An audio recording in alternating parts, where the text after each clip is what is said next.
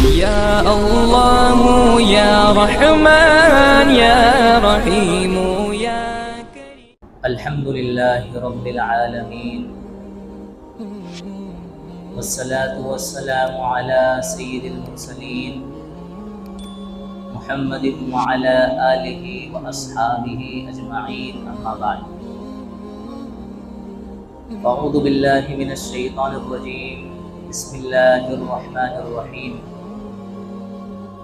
وَلِكُلِّ أُمَّةٍ جَعَلْنَا مَنْسَكًا لِيَذْكُرُوا اسْمَ اللَّهِ عَلَى مَا رَزَقَهُم مِّن بَهِيمَةِ الْأَنْعَامِ. وقال الله تعالى: إِنَّا أَعْطَيْنَاكَ الْكَوْثَرَ فَصَلِّ لِرَبِّكَ وَانْحَرْ إِنَّ شَانِئَكَ هُوَ الْأَبْتَرُ. صدق الله العظيم. عن زید بن ارقم رضی اللہ عنہ قال اصحاب رسول اللہ صلی اللہ علیہ وسلم: ما هذه الاضاحی یا رسول اللہ؟ قال سنت ابیکم ابراہیم. قالوا فما لنا فیہا؟ قال بكل شعرة حسنة او کما قال علیہ الصلوۃ والسلام.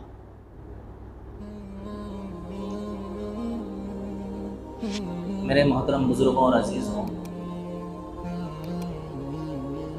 میں نے آپ حضرات کے سامنے قرآن کریم کی 2 آیتیں اور پیارے آقا صلی اللہ علیہ وسلم کی ایک حدیث پڑھی.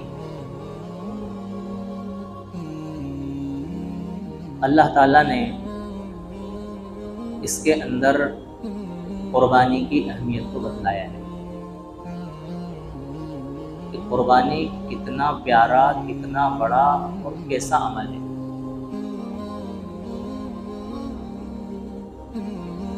انسان جب قربانی پیش کر رہا ہوتا ہے تو گویا وہ جانور کی نہیں، اپنے آپ کی قربانی اللہ تعالیٰ کے سامنے پیش کر رہا ہے. حضرت آدم علیہ السلام سے لے کر آپ صلی اللہ علیہ وسلم تک جتنے انبیاء دنیا میں آئے، تمام انبیاء کے زمانے میں یہ قربانی کا سلسلہ رہا. یہ الگ بات تھی کہ ان کی قربانیوں کی نوعیت الگ ہوا کرتی تھی. پیارے آقا صلی اللہ علیہ وسلم سے لے کر قیامت تک کے لیے اللہ تعالیٰ نے ایک طریقہ رائج فرما دیا جس کو حضرت ابراہیم علیہ السلام کی سنت کہا جاتا ہے.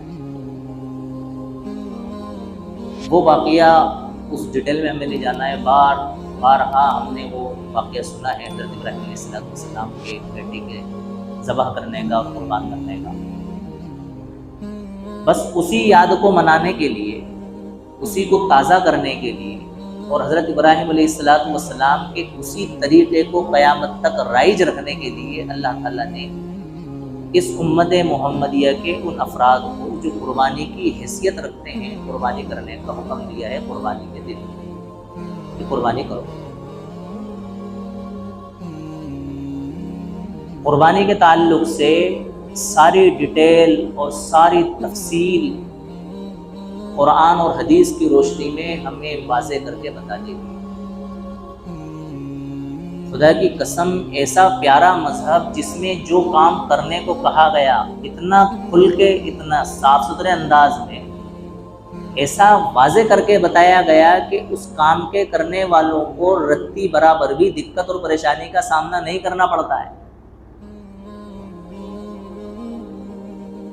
کسی اور مذہب کے ماننے والوں کے پاس ان کی جتنی کرنے والی چیزیں ہوتی ہیں، جن کو اپنی دھارمک چیزیں کہتے ہیں، مذہبی چیزیں کہتے ہیں، ان کے پاس وہ طریقے موجود نہیں ہیں. ہمیں بظاہر لگتا ہے وہاں اگر کسی ایک کام کو کرنے کے لیے 10 الگ الگ پنڈتوں کو بلایا جائے تو ان کے کرنے کا طریقہ الگ الگ ہوگا. کیوں؟ اس لیے کہ ان کے پاس کوئی گائیڈ لائن نہیں ہے. وہ اپنی من مرضی سے ان چیزوں کو کیا کر لیتے ہیں، ایڈ کر لیتے ہیں، بنا لیتے ہیں، اپنے نفع نقصان کے حساب سے ان چیزوں کو آگے پیچھے وہ کرتے رہتے ہیں. ہمارے یہاں ایسا نہیں. کسی بھی مفتی کو بلاؤ, کسی بھی مولوی کو بلاؤ, کسی بھی عالم کو بلاؤ, کسی بھی شخص کو بلاؤ, تمام لوگ ایک ساتھ ایک جٹ ہو کر کے قرآن اور حدیث کی روشنی میں ایک ہی مسلک کو کیا کریں گے, فالو کریں گے. دیکھو چند ایک لوگ تو ہر جگہ ہوتے ہیں جو اپنی الگ پہچان بنانے کے لیے کچھ تو بھی کر لیتے ہیں. ان کو قرآن سے, حدیث سے, دین سے, آخرت سے, اللہ سے, رسول اللہ سے کوئی واسطہ نہیں. ان کی بات میں نہیں کر رہا ہوں. میجورٹی جو اس دنیا کے اندر علماء کی پائی جاتی ہے اور اکثریت طبقہ جو اس دنیا کے اندر ان علماء کو فالو کرنے والا پایا جاتا ہے, وہ یہ ہے کہ بس یہی قرآن اور حدیث سے ثابت ہے, یہی ایتھینٹک ہے اور اسی کے اوپر صحیح ہونے کی مہر لگی ہوئی ہے. اس کو ہم بنا آنکھ بند کر کے ہم اس کو کیا کر لیتے ہیں, قبول کر لیتے ہیں. جانور بتا دیے کن کن جانوروں کی قربانی کر سکتے ہیں, جانوروں کی عمریں بتا دی, عمر پہچاننے کا طریقہ بتا دیا, جانوروں کے عیب واضح کر دیے کہ کیسے جانور آپ کو قربان کرنا ہے, کیسی آمدنی سے آپ کو جانور خریدنا ہے, وہ طریقہ بتا دیا. کتنی آمدنی آپ کے پاس ہوگی تو آپ کے اوپر قربانی ہوگی, وہ طریقہ آپ کو بتا دیا. Tension free. اب اگر صرف یہ حکم دے دیا جاتا ہے کہ بھائی قربانی کرو, جیسے روزہ رکھو سب پر فرض ہو گیا, غریب ہے تو بھی روزہ رکھنا ہے, امیر ہے تو بھی روزہ رکھنا ہے, ایسے ہی صرف مطلق حکم دے دیا جاتا کہ بھئی قربانی کرو, سارے لوگوں کو قربانی کرنا پڑتا. نماز پڑھو, سارے لوگوں کو نماز پڑھنا ہے. تو اللہ تعالیٰ نے یہ ضابطہ بنا دیا کہ جو انسان ان قربانی کے دنوں میں صاحب نصاب ہو, صاحب نصاب کی ڈیفینیشن وہی ہے جو صدقہ فطر میں ہم نے آپ کو بتائی, جو زکوٰۃ کے نصاب میں ہم نے آپ کو بتائی. اس میں زکوٰۃ کی طرح سال بھر اس مال کو اس کنڈیشن میں گزرنا ضروری نہیں ہے کہ وہ نصاب کے بقدر آپ کے پاس کیا رہے, بچا رہے. ایسا نہیں. مان کے چلیں فوری طور پر ایک مہینے کے لیے آپ کے پاس میں 1 لاکھ روپے آ گئے, ٹھیک ہے, اور وہ 1 لاکھ روپے نہ تو آپ کے پاس کسی کی امانت ہے, نہ آپ کو قرضے میں دینا ہے, بلکہ آپ کے ذاتی ہیں, آپ اس کے مالک ہیں, اور وہ 1 مہینہ ابھی چل ہی رہا تھا کہ اسی دوران قربانی کے دن آ گئے. اب آپ کے اوپر کیا ہے, قربانی واجب. یہ آپ کو پتا ہے کہ میرے پاس پیسے آ گئے ہیں اور اب یہ تو میرے ہی ہے, کہیں جاننا مرنا کا کوئی مسئلہ ہے نہیں, آپ کے اوپر کیا ہو گئی, قربانی واجب. آپ کو قربانی کرنا ہے. کیسے قربانی کرنا ہے؟ اللہ کے رسول صلی اللہ علیہ وسلم نے فرمایا قربانی خوش دلی کے ساتھ کرو. بہت سمجھ کے نہ کرو کہ ارے یار ٹھیک ہے قربانی کرنا ہے کر لو, ٹھیک ہے چھوٹے بڑے جانور میں حصہ لے لیں گے, چھوٹا جانور نہیں. خوش دلی سے کرو. آپ کا پاکٹ کیا اجازت دے رہا ہے, اس پاکٹ کے حساب سے آپ کیا کرو, خوش دلی کے ساتھ کہ اللہ تعالیٰ کا حکم ہے بے عیب اچھی قربانی میں کرنا چاہتا ہوں, جیسی قربانی کروں گا ویسا ثواب مجھے ملے گا. اور کتنا ثواب رکھا ہے اس قربانی کے اوپر. قربان جائیں ہم اللہ تعالیٰ کے اوپر. ہر بال کے بدلے ایک نیکی. کتنے بال ایک جانور کے جسم پر ہوتے ہیں آپ اندازہ لگائیں. ہر بال کے بدلے ایک نیکی. اور یہ ایام ذی الحجہ ہے نا, یہ تو نیکیوں کا سیزن ہے. رمضان المبارک کے بعد میں ذی الحجہ کے پہلے 10 دنوں کی بڑی فضیلت آئی ہے. تو ان کے اندر تو اللہ تعالیٰ نے نیکیوں میں یوں ہی ویسے ہی اضافہ کر دیا. اس میں اللہ تعالیٰ نے نیکیوں میں کیا کر دیا, اضافہ کر دیا. اس کے روزوں کی فضیلت, اس کی عبادت کی فضیلت, 1 رات اس کے اندر قیام کرنا یعنی کہ تہجد کی نماز پڑھنا شب قدر میں عبادت کرنے کے برابر سمجھو. 1 روزہ رکھنا 1 سال کے روزوں کو کفارہ بن رہا ہے, 1 سال کے روزوں کے برابر.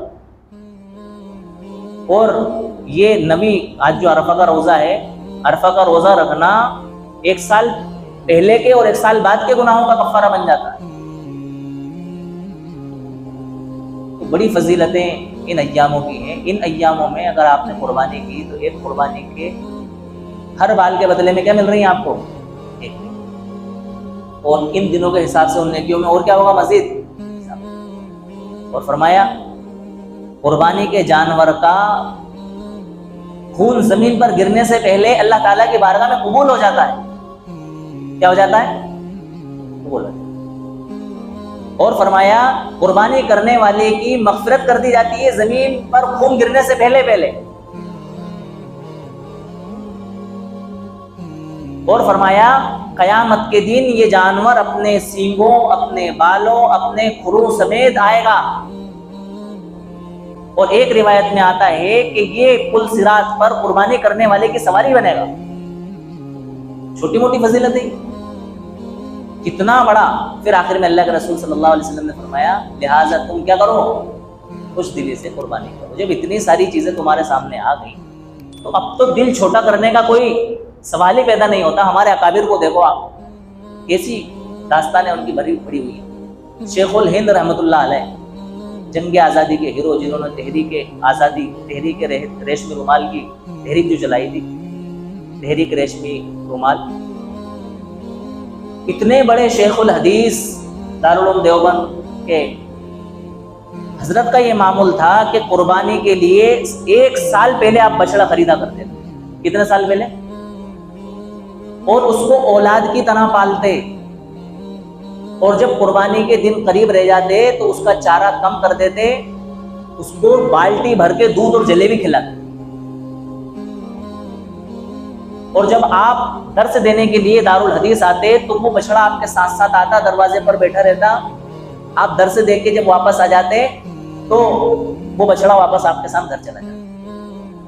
اور قربانی کے دن اپنے ہاتھ سے چھری پھیرتے اور آنکھوں سے آنسو ٹپک رہے ہوتے اور فرماتے کہ میں نے تجھ سے اپنی اولاد کی طرح پیار کیا، اپنی اولاد کی طرح لاڑ کیا. دل تو چھری چلانے کا نہیں چاہتا لیکن اللہ کا حکم ہے، اس لیے میں اپنی محبوب اور پسندیدہ چیز پر کیا کر رہا ہوں؟ آج اللہ کے نام پر چھری چلا رہا ہوں. اور آیت پڑھتے لن تنالوا البر حتی تنفقوا مما تحبون، کہ تم اس وقت تک نیکی کو حاصل کر بھی نہیں سکتے جب تک کہ تم اپنی محبوب اور پسندیدہ چیز اللہ کی راہ میں خرچ نہ کرو. بتاؤ اسی قربانی سے کیا اللہ تعالیٰ کی خوشنودی حاصل ہوتی ہے اور کیا اللہ تعالیٰ کی رحمتیں اور برکتیں اور اس کی طرف سے نیکیاں اور نوازشیں بندوں کو ملتی ہیں. اب تو عالم یہ ہو گیا ماشاءاللہ. میں تو آپ لوگوں کو بڑی خوشخبری اور بشارت دیتا ہوں، اس بات کی مبارکباد دیتا ہوں کہ ماشاءاللہ مہینہ، 1.5 مہینہ، آدھا مہینہ پہلے آپ جانور پالتے ہیں، محنت کرتے ہیں. گاؤں میں لوگ ایسے مٹھے ہو گئے ہیں کہ کل قربانی ہے تو شام کو جانور آئے گا. کب آئے گا؟ جبکہ ان کے لیے رکھنا، پالنا، اس کی پرورش کرنا، اس کی دیکھ بھال کرنا کوئی مشکل کام نہیں. اگر وہ چاہیں تو خود اپنے گھر میں پیدا ہوا بچہ، بکری کا، بکری کا، بھینس کا، جو بھی قربانی ہوتے ہیں عام طور سے، ان بچوں کو پال پوس کر کے بھی ان کی کیا کر سکتے ہیں؟ قربانی کر سکتے ہیں. نہیں، اس کو چند دن پہلے خریدیں گے اور خریدنے کے بعد میں اس کو مالک کے حوالے کر دیں گے کہ نہیں بھائی اتنے دن تم رکھو، بعد میں ہم اس کو کیا کریں گے؟ لے جائیں گے. قربانی کے جانور کو ایسا لاڑ پیار، مطلب اس سے ہمیں ایک ایسی انسیت ہو جائے کہ جب ہم اس کے گلے پر چھری چلا رہے ہوں تو ہمارا دل اس کی محبت میں بےتاب ہو رہا ہو. جس طرح سے حضرت ابراہیم علیہ السلام اپنے بیٹے کے گلے پر جب چھری چلا رہے تھے تو ان کی محبت میں ان کا دل کیا ہو رہا تھا؟ بےتاب ہو رہا تھا. تو اس قربانی کا عمل اللہ تعالیٰ کو اتنا پسند ہے. ایک روایت میں ہے، حضرت عائشہ رضی اللہ تعالیٰ عنہ کی روایت ہے کہ قربانی کے دنوں میں اللہ تعالیٰ کو قربانی کے جانور کا خون بہانے سے زیادہ پسندیدہ کوئی عمل نہیں. 3 دن قربانی کے، 10، 11، 12، بعض لوگوں نے 13 بھی قربانی کا دن کہہ دیا ہے. اللہ کی قسم کھا کے کہتا ہوں غلطی سے اس 13ویں دن کو قربانی کا دن مان مت لینا. قربانی ضائع ہوگی، کچھ بھی اس کا نتیجہ نہیں نکلے.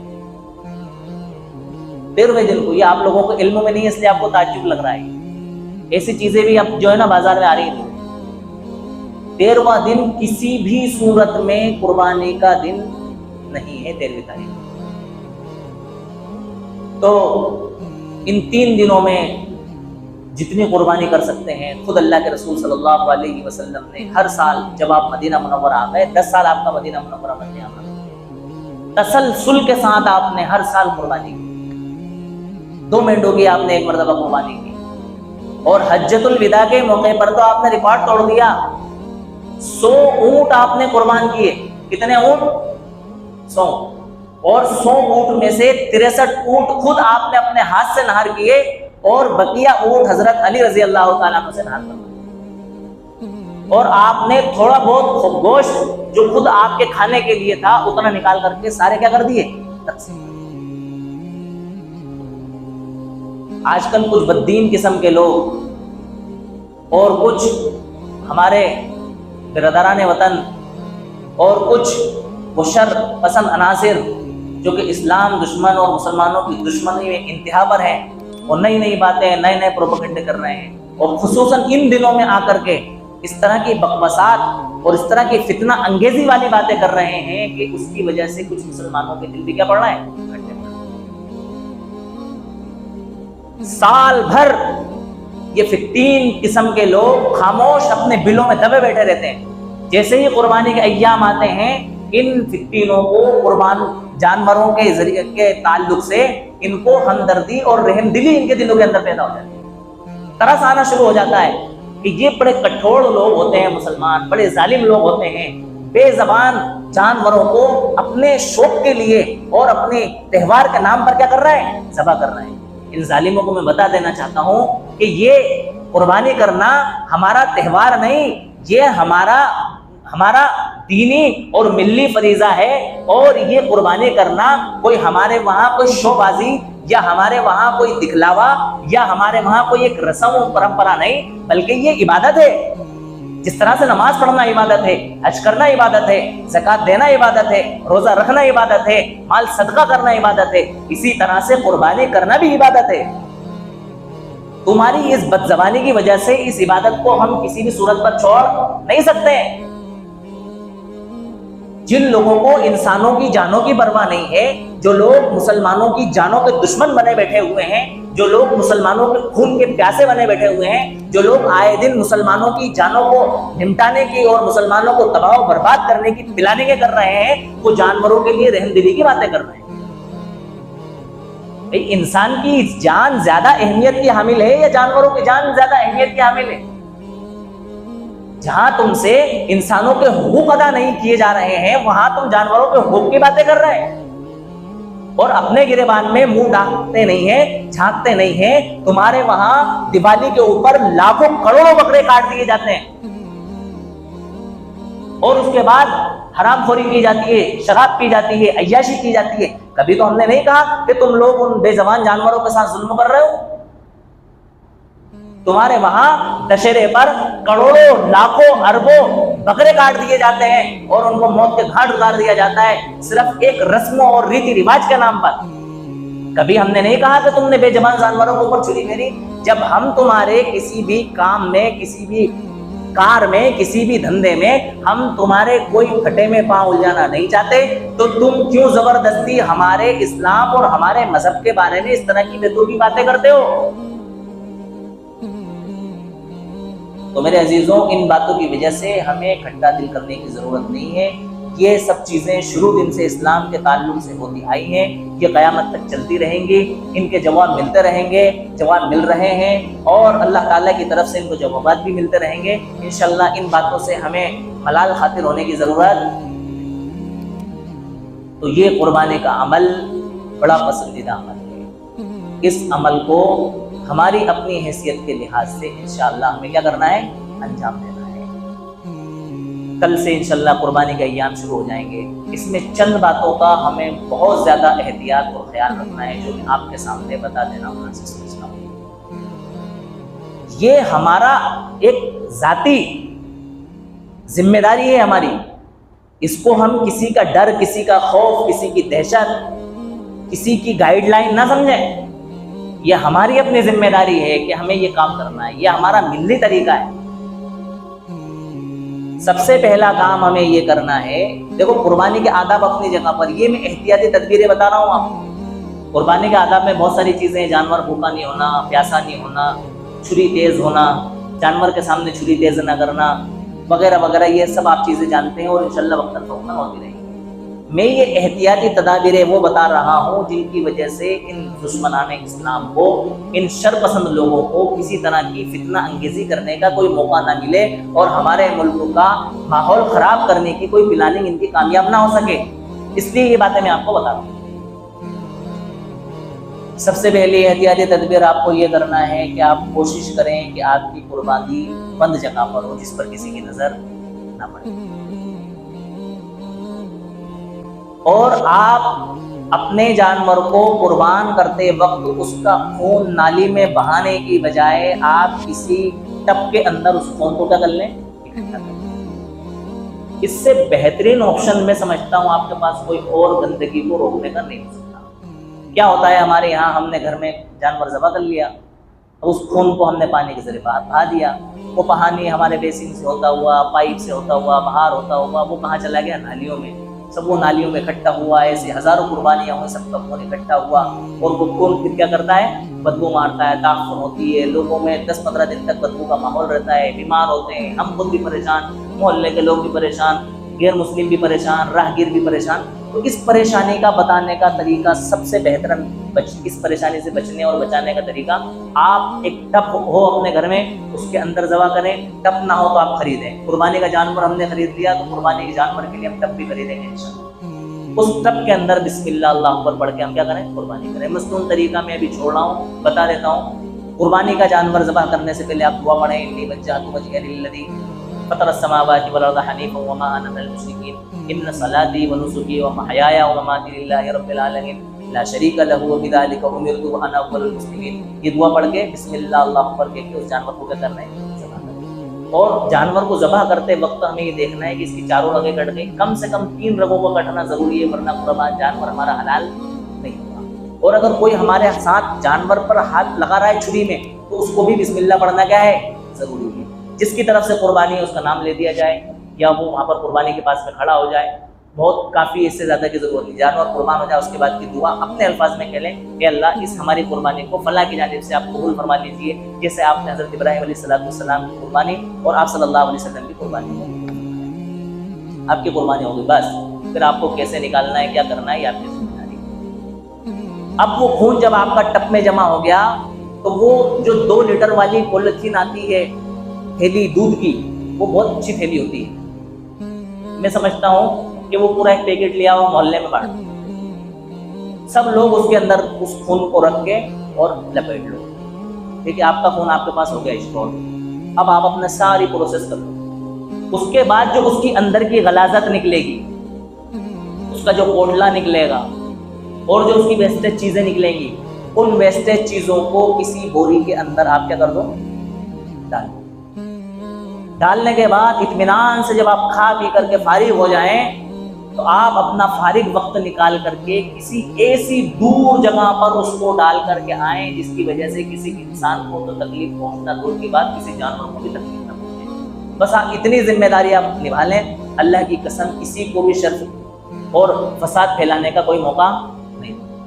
ایک کام اور ساتھ میں آپ یہ کریں کہ آپ اپنے قربانی کے ذبح کرتے وقت کی، گوشت نکالتے وقت کی، پکتے وقت کی اور کھلاتے وقت کی کوئی ویڈیو نہ بنائیں، اور اگر اتفاق سے بنا لی ہنسی مذاق کے لیے تو اس کو سوشل میڈیا پر آپ شیئر نہ کریں۔ کیوں نہیں کرنا ہے بھیا؟ قربانی ہم نے کی ہے اللہ کے لیے، انی وجہت وجہی للذی فطر السماوات والارض ہم نے پڑھا، ان صلاتی و نسکی و محیائی و مماتی للہ رب العالمین پڑھا، دعا مانگی اللہ جیسے حضرت ابراہیم علیہ السلام کی قربانی قبول کری ہے ہماری بھی قربانی قبول کر لے۔ جیسے حضرت ابراہیم علیہ السلام نے کسی کو نہیں دکھایا، ایسے ہی ہم کسی کو نہیں دکھائیں گے۔ جیسے رسول اللہ صلی اللہ علیہ وسلم نے 100 اونٹوں کی قربانی کر کے کسی کو نہیں دکھایا، ہم نہیں دکھائیں گے۔ تو ہمیں نہیں دکھانا بھیا، ہم نے قربانی 3500 روپے کا حصہ لیا بیت المال سے تو بھی اللہ کے لیے کی ہے، اور 35,000 روپے کا بکرا خریدا ہم نے تو بھی اللہ کے لیے کی ہے۔ اب کیا ہو رہا ہے معلوم؟ آج کی رات میں کیا ہوگا؟ پورے شہر میں 50 مقامات کم سے کم، میں کہہ رہا ہوں آپ سے، زیادہ تو ہو سکتے ہیں، ایسے ہوں گے جہاں پر استقبال کیا جا رہا ہے بکرے پالنے والوں، مٹھائیاں ان کے منہ میں ٹھوسی جا رہی ہیں زبردستی، ہار پہنائے جا رہے ہیں، کیا ہے، ارے وہ فلاں پہلوان نے بکرے پالے یار، ارے کیا بکرے تھے یار، 2.5 لاکھ کا ایک بکرا، 4 لاکھ کا ایک بکرا، 5 لاکھ کا ایک بکرا، بھیا یہ 4 لاکھ آپ کے یہیں دھرے رہ گئے, کہیں بھی نہیں گیا, یہ کچھ بھی نہیں ملنا ہے آپ کو اس کے اوپر. بھول جاؤ آپ ہر بال کے بدلے ایک نیکی, آپ کو ایک رتی نہیں ملنا ہے. لن ینال اللہ لحومها ولا دماؤها ولکن ینالہ التقوی منکم. اللہ تعالیٰ کے وہاں تمہارا خون اور تمہارا گوشت ہرگز نہیں پہنچتا ہے, وہاں تو تمہارے دلوں کا تقوی پہنچتا ہے. نہیں چاہیے اس کو اس طرح کے تمہارے دکھاوے, فوٹوگرافی, ویڈیوگرافی رکھو تم اپنے پاس. تو ان تمام چیزوں سے ہمیں کیا کرنا ہے, باز آنا ہے. ہماری قربانی خلوص دل کے ساتھ ہونا چاہیے, اخلاص کے ساتھ ہونا چاہیے. اسی لیے رسول اللہ صلی اللہ علیہ وسلم نے قربانی کے تمام فضائل بیان کرنے کے بعد میں کیا فرما دیا, لہذا خوش دلی سے قربانی کیا کرو. بھیا اتنی ساری فضیلتیں رسول اللہ صلی اللہ علیہ وسلم نے بیان فرمائی کہ ہر بال کے بدلے ایک نیکی ملے گی. صحابہ نے پوچھا یا رسول اللہ اگر اون والا جانور ہے تو بتلایا کہ اون کے ایک ریشے کے بدلے ایک نیکی ملے گی. اتنی بڑی گٹھان ہوتی ہے نا پتلی سی, اس گٹھان کے آپ جب ریشے نکالیں گے تو باریک باریک باریک باریک کیسے ریشے نکلتے ہیں, بالکل ایک دم پتلے. اس ریشے کے بدلے میں ایک نیکی ملے گی. پھر اللہ کے رسول صلی اللہ علیہ وسلم نے فرمایا کہ قربانی کے جانور کا زمین پر خون گرنے سے پہلے پہلے یہ جانور اللہ کی بارگاہ میں قبول ہو جاتا ہے. پھر فرمایا کہ قربانی کرنے والے کی مغفرت کر دی جاتی ہے. پھر فرمایا کہ قربانی کا جانور قیامت کے دن اپنے بالوں, اپنے سینگوں, اپنے کھروں اور اپنے کھال سمیت پل صراط پر آئے گا اور قربانی کرنے والے کی سواری بنے گا. تو ظاہر سی بات ہے اتنی فضیلت سننے کے بعد میں انسان کا دل کیا چاہے گا, ارے یار اب تو میں قربانی میں جو ہے نا اپنی جان کی بازی لگا دوں گا, ایسی قربانی کروں گا میں کہ مزہ آ جائے گا. کیونکہ اتنی ساری فضیلتیں مل گئی نا, اتنے سارے بینیفٹ ملنے کے بعد میں آدمی کا تو دل چاہے گا کہ میں کیا کروں, مہنگی سے مہنگی قربانی کروں. اللہ کے رسول صلی اللہ علیہ وسلم نے اس کی دبتی رگ پر فوراً ہاتھ رکھا اور فرمایا لہٰذا خوش دلی سے کیا کروں, قربانی. خوش دلی کا مطلب یہ ہے کہ تمہارے اندر اب اس میں کوئی دکھاوا نہیں آ جانا چاہیے, تمہارے اندر کوئی دل شکنی نہیں آ جانا چاہیے, تمہارے اندر کوئی کسی طرح کی قدرت ایسی نہیں آ جانا چاہیے کہ ہاں ٹھیک ہے کرا دو, ٹھیک ہے نہیں کرا دو ٹھیک ہے. تو اس لیے میرے دوستو ان قربانی کے ایام میں ان تمام چیزوں کا لحاظ اور خیال رکھنے کی کیا ہے ہمیں ضرورت ہے. اللہ تعالیٰ ہمارے اس عید کے تہوار کو, اس عید الاضحیٰ کے تہوار کو عافیت کے ساتھ, آسانی کے ساتھ, تمام ایام قربانی کے خوش دلی کے ساتھ اور تمام شرور و فتن سے حفاظت کے ساتھ منانے کی توفیق نصیب فرمائے. اور ہر طرح کی آفات اور بلیات خصوصاً جو عید الاضحیٰ کے اور بقرعید کے نام پر ہو سکتی ہیں ان تمام شرور و فتن سے ہماری حفاظت فرمائے. اور جو کچھ پلاننگیں یہ لوگ کر کے بیٹھے ہیں ان پلاننگوں کو اللہ تعالیٰ نے سے معبود فرمائے. باخر دعوانا الحمدللہ رب العالمین.